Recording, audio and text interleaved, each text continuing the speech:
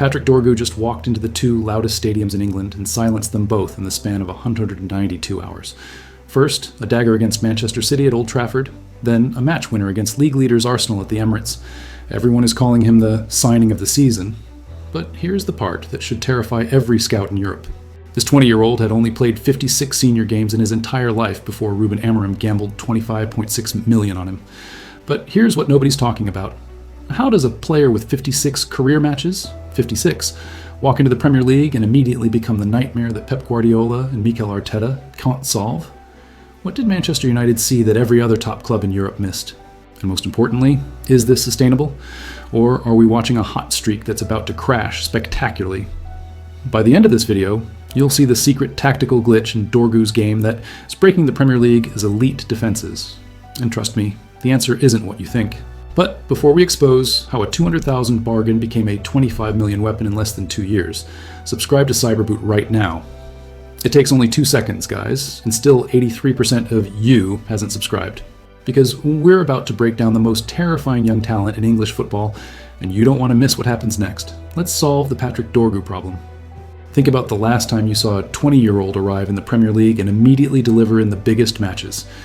Not just play well, not just show promise, but actually score match-winning goals against Manchester City and Arsenal within 8 days. You probably can't. Because it doesn't happen. Young players need time. They need adaptation periods. They need to get used to the speed, the physicality, the tactical sophistication of the Premier League. That's the narrative we're always told. And then Patrick Dorgu arrived and completely ignored the script. In just his second season at Manchester United, still only 20 years old, with barely any top-level experience, he's already become the player that elite managers can't plan for. But here's the question that is dividing scouts across Europe right now. Is Patrick Dorgu a generational talent who was massively undervalued? Or is he a system player who's benefiting from perfect timing and favorable matchups? Because the stats tell a confusing story. His overall rating is just 6.9 out of 10. His passing accuracy is 77%. Decent, but nothing spectacular.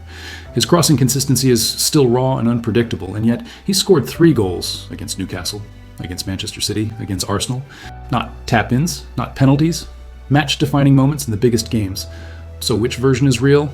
The raw, inconsistent 20-year-old? Or the big game executioner? The answer is both, and that's exactly what makes him so dangerous. Today we're going to trace Dorgu's journey from a $200,000 signing at Lecce to a $25.6 million Manchester United weapon. We're going to break down exactly what he does that terrifies the Premier League's best defenses. And we're going to reveal the one tactical vulnerability in his game that could either be his downfall or the next evolution in his development. This is the Patrick Dorgu story, and it's far stranger than you think. Patrick Chinazek Pere Dorgu was born on October 11th, 2004 in Copenhagen, Denmark. Now, that name might not mean much to you yet, but the city does, because Copenhagen has become one of the most productive talent factories in European football, and Dorgu is the latest product of what insiders call the Nordsjælland Pipeline. FC Nordsjælland is a Danish club with a very specific philosophy. Find raw talent young, develop them intensively, and sell them for massive profits. Sound familiar? It should. Because this is the same academy that produced Mohammed Kudus, who's now tearing up the Premier League with West Ham. Dorgu came through this exact system, and the philosophy shaped everything about his game. Nordsjælland doesn't just teach technique, they teach chaos management. They put young players in high-pressure situations deliberately. They force them to make quick decisions under duress. And for Dorgu, this created a very specific skill set, the ability to thrive in moments of transition. But here's where the story gets interesting. In August 2023, when Dorgu was just 18 years old, Italian side Lecce signed him. And the fee? £200,000. For a player who would be worth over $25 million just 18 months later. That's not just a good deal, that's highway robbery. But at the time, it made sense. Dorgu was young, unproven, and Lecce were taking a gamble on potential rather than performance. During the 2023-24 season, Dorgu made 34 appearances for Lecce. And here's the crucial detail. He played primarily as a left back, not a wing back, not a winger. A traditional left back in a back four. And honestly, he was fine. Solid. Nothing spectacular. Just a young defender learning his trade in Serie A. But then something changed in the first half of the 2024-25 season. Dorgu started attacking. In just 22 matches before his January move to Manchester United, he scored 5 goals. 5. As a left back. That's not normal. Left backs don't score 5 goals in half a season, unless something fundamental has changed in their role or their mentality. And this is where Manchester United's scouts saw something that everyone else missed. They didn't just see a left-back who could score. They saw a positional chameleon who didn't fit into traditional categories. Fast enough to be a winger, strong enough to defend one-on-one, intelligent enough to time his runs into the box, and most importantly, utterly fearless. On February 2, 2025, Manchester United officially announced the signing of Patrick Dorgu. The fee? $25.66 million up front, with potential add-ons taking it to $29.75 million. Lecce's profit? Approximately $25.5 million in less than 2 years. And they still retained a 10% sell-on clause, meaning if United ever sell Dorgu for a huge fee, Lecce get another payday. It's one of the most profitable pieces of business in recent football history. But here's the detail that makes this transfer even more remarkable. At the time of his arrival at Manchester United, Dorgu had only 56 career senior matches under his belt. 56 games total, and United paid nearly $26 million for him. That's not signing a proven talent. That's betting on raw potential. But United weren't just betting on potential. They were betting on something very specific. Let me give you one statistic that explains why Manchester United were willing to gamble $25.6 million on a player with 56 career games. Patrick Dorgu was clocked at 35.2 km/h in Serie A. That's elite level speed. That's faster than most wingers, faster than most strikers. In fact, that's in the top 5% of recorded speeds in European football, and he's not just fast in a straight line, he's explosive, meaning he can go from standing still to full sprint in seconds. Now combine that speed with his physical profile. He's strong, he's aggressive in duels, and he has the stamina to repeat high-intensity sprints for 90 minutes. This is what modern football clubs are desperately searching for. Physical specimens who can operate at both ends of the pitch without compromising either role. But here's where it gets tactical. Ruben Amorim, when he arrived at Manchester United, immediately implemented a 3-4-3 system, and in that system, the wingbacks are absolutely critical. They have to defend like fullbacks when the team is under pressure, and they have to attack like wingers when the team has possession. It's one of the most physically demanding roles in football. You're essentially playing two positions at once, and Patrick Dorgu's physical profile made him the perfect candidate. He had the speed to get up and down the flank, the strength to win duels against Premier League wingers, and the stamina to do it for 90 minutes. But physical tools alone don't explain what happened next, because plenty of players are fast and strong. Very few of them score against Manchester City and Arsenal in the same week. So what's the difference? Here's the twist that changes everything about how we understand Patrick Dorgu. He's not actually a left back, and he's not a winger either. He's a positional anarchist. And that's exactly what makes him so dangerous. Let me explain. Traditional players have fixed roles. A left back stays wide and defends, a winger stays high and attacks, a midfielder controls the center. But Dorgu doesn't respect those boundaries. One moment he's defending deep in his own half, the next moment he's cutting inside like an inverted winger. Then he's arriving late in the box like a midfielder. Defenders can't track him because he doesn't follow predictable patterns. And here's the crucial detail. This isn't chaos, it's calculated unpredictability. Dorgu has an instinct for finding space that very few 20-year-olds possess. He doesn't just run, he scans, he watches where defenders are looking, and then he attacks the blind spots. This is why he's so effective against elite teams. Because elite teams are organized. They have defensive structures, they assign marking responsibilities, but those structures are built on the assumption that players will behave in predictable ways. And Dorgu doesn't. He breaks the pattern. And in that split second of defensive confusion, he strikes. Now, let me ask you something. Do you think this kind of positional freedom is coachable? Or is it pure instinct? Drop your answer in the comments. Because this question is going to determine whether Dorgu becomes world-class or just a fleeting talent. January 17th, 2026. Old Trafford. Manchester Derby. This is Patrick Dorgu's second season at Manchester United. He's still only 20 years old. And he's about to face one of the greatest tactical minds in football history. Pep Guardiola. Michael Carrick, who had just taken over as interim manager, deployed Dorgu as a left wing-back in his system. And from the very first whistle, you could see Manchester City trying to figure him out. Kyle Walker was tasked with tracking Dorgu's runs. But here's the problem. Dorgu doesn't just stay wide like a traditional wing-back. He drifts inside. He drops deep. He appears in pockets of space between City's midfield and defense. And in the 28th minute, it happened. Dorgu received the ball on the left. Instead of crossing or passing backward, he cut inside. One defender closed him down. He shifted the ball onto his right foot, and then he unleashed a strike that flew into the net.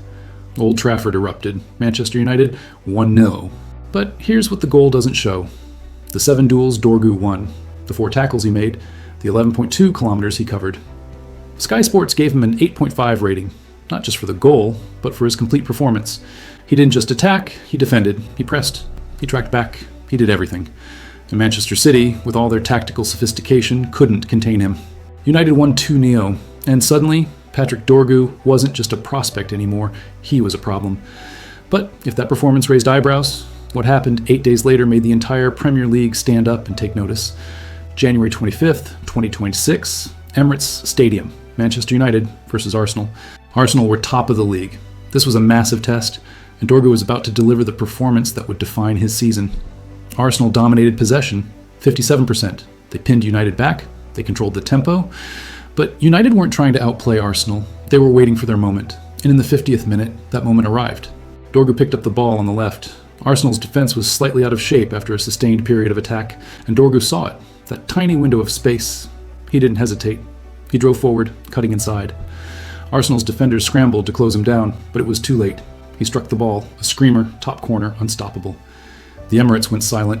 United had taken the lead 2-1. And here's the beautiful irony.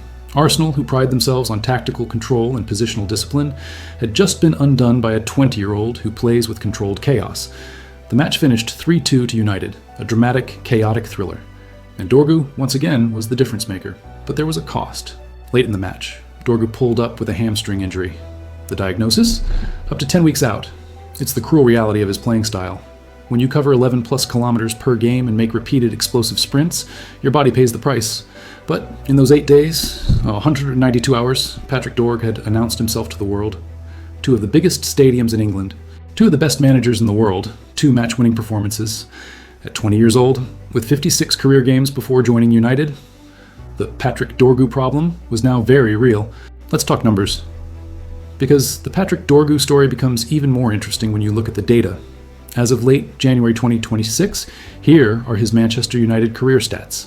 24 appearances, 16 starts, 3 goals, 3 assists. Average rating, 6.9 out of 10. Now, at first glance, those numbers don't scream generational talent. A 6.9 average rating is solid, but not spectacular. 3 goals and 3 assists in 24 appearances is decent production, but hardly world-class. But here's where context matters. Let's look at where those 3 goals came from: Newcastle, Manchester City, and Arsenal. Not against relegation-threatened teams, not in comfortable wins where the game was already decided, against top 6 opposition, in tight matches, in moments that mattered. This is what scouts call big game temperament, the ability to perform when the pressure is highest. And at 20 years old with minimal experience, Dorgu already has it. But let's also be honest about his weaknesses. His passing accuracy is 77%. That's decent, but it suggests he's still raw. He gives the ball away more than elite wingbacks like Trent Alexander-Arnold or Reece James. His crossing consistency is still developing. Sometimes he delivers perfect balls into the box. Other times, they sail over everyone or get cut out easily. He's not the finished product. Not even close. But here's the critical question. Does he need to be? Because the role Manchester United have given him doesn't require perfect passing or elite crossing. It requires exactly what he's doing now. Create chaos, exploit space, deliver in big moments. And he's doing that at an elite level already. But there's another number that tells a deeper story: 64% duel success rate against Manchester City. He won 7 out of 11 physical battles against one of the most technical teams in the world. That's not luck. That's a player who understands how to use his body, how to time his challenges, and how to impose himself physically. This combination, physical dominance plus big game mentality plus positional intelligence, is incredibly rare in a 20-year-old. And that's why United paid $25.6 million for a player with 56 career games. They weren't buying what he is now, they were buying what he could become. Let's talk about the business side of this transfer, because it's one of the most fascinating aspects of the Patrick Dorgu story. In August 2023, Lecce paid $200,000 for him.